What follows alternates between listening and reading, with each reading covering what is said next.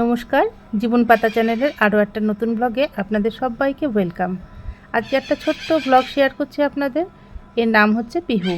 পিহুকে আমরা প্রায় 3 বছর আগে কুড়িয়ে পেয়েছিলাম এক ঝড়ের রাতে। তখন ওর পায়ে ব্যথা ছিল।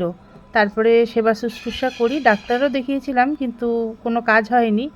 তারপর বাড়িতেই চুন হলুদ লাগিয়ে লাগিয়ে এটাকে ঠিক করি আর কি। তখন ও মাত্র 6 থেকে 7 মাসের ছিল আর কি।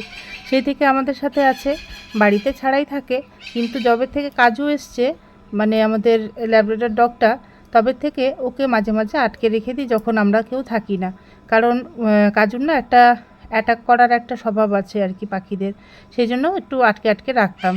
তো এর আগেও দুবার ছেড়ে দিয়েছিলাম, আর সামনের গাছটায় উড়ে গিয়ে বসলো, আবার চলে এলো। তো এইভাবে করলে কিভাবে পাঠাবো বলুন তো। তারপরে আজকে এত বছর পরে যে বাড়ির সামনে আম গাছটার মধ্যে এত টিয়া পাখির ঝাঁক এসছে, দেখে খারাপ লাগছে। পিহুকে বললাম, যা পিহু, চলে যা ওদের সাথে। কাঁধে নিয়ে অনেকক্ষণ ধরে দাঁড়িয়ে আছে, কিন্তু কিছুতেই গেল না।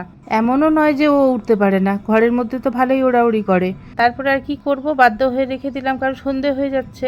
এখন যদি উড়ে গিয়ে অন্য কোথাও বসেও, সে তো রাত্রে যদি বৃষ্টি হয় তাহলে ভিজবে, আর তা না হলে হয়তো পড়ে টড়ে গেলে পরে আবার কুকুর বেড়াল কামড়ে খেয়ে নিতে পারে, যেহেতু লোকালয়ের মধ্যে। সেই জন্য আমরা আবার ওকে ঘরে নিয়ে চলে আসলাম।